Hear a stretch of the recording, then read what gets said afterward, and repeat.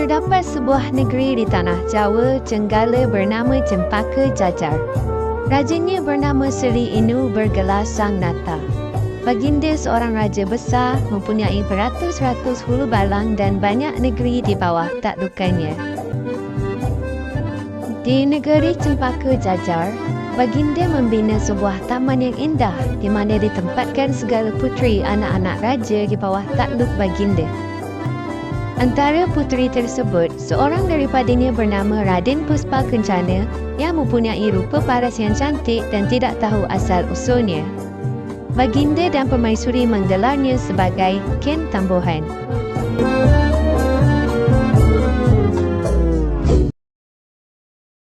Pada suatu malam, Ken Tambuhan bermimpi bulan jatuh ke pangkuannya dan tubuh badannya terang benderang disinari bulan.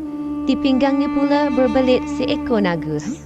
Pada waktu yang sama, Raden Ibnu Kertapati juga bermimpi bulan jatuh ke pangkuannya dan datang seekor raksasa lalu melarikan bulan itu.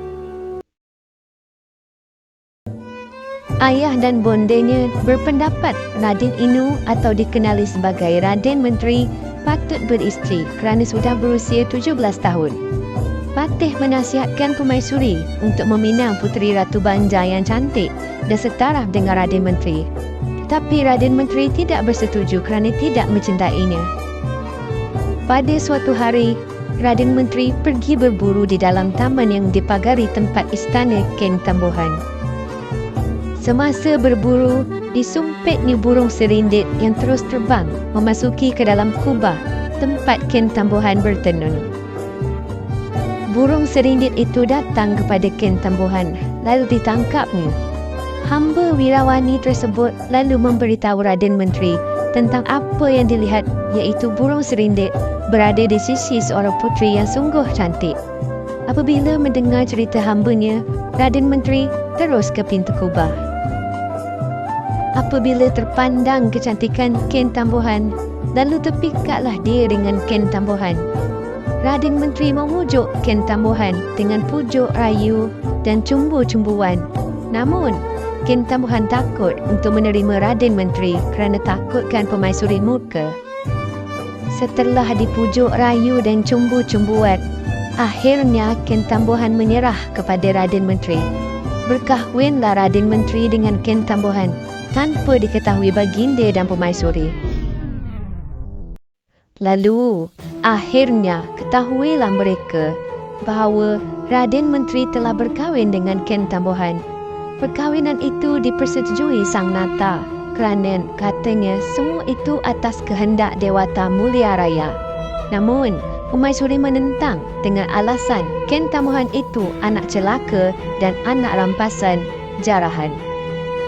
Suatu malam, Raden Menteri bermimpi Ken Tambuhan ditangkap harimau lalu gaib dalam hutan. Keesokan harinya, Raden Menteri pergi ke istana menghadap Sang Nata. Kemudian, Raden Menteri pergi menghadap bondanya.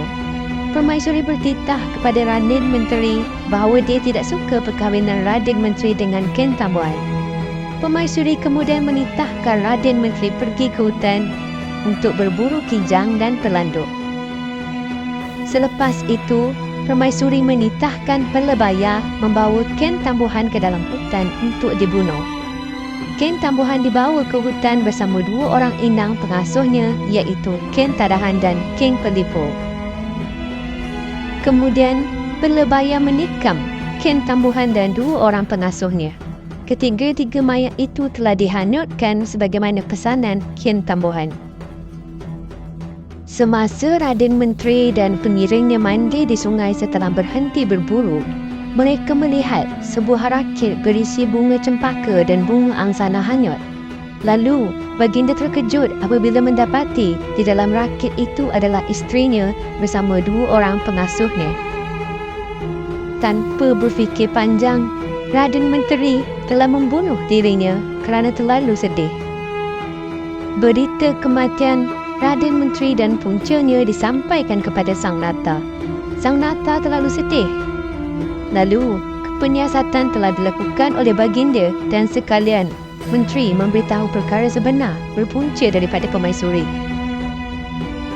Jenazah Raden Menteri dan Ken Tambuhan diarak ke istana. Setelah mengetahui perkara ini adalah berpunca dari Permaisuri, Sang Nata pun menghukum Permaisuri tinggal di luar istana untuk menjaga anjing perburuan, manakala pelebaya dibunuh serta dibakar rumahnya. Sang Nata berduka cita lalu memohon kepada Dewata Mulia Raya supaya anaknya dihidupkan kembali bersama Ken Tambuhan. Atas belas kasihan, Betara Guru menitahkan Betara Kala turun ke dunia untuk menghidupkan Raden Menteri dan Ken Tambuhan. Akhir cerita, Sang Nata menabalkan Raden Menteri dan Ken Tambuhan menjadi ratu dan suri kuripan untuk menggantikannya.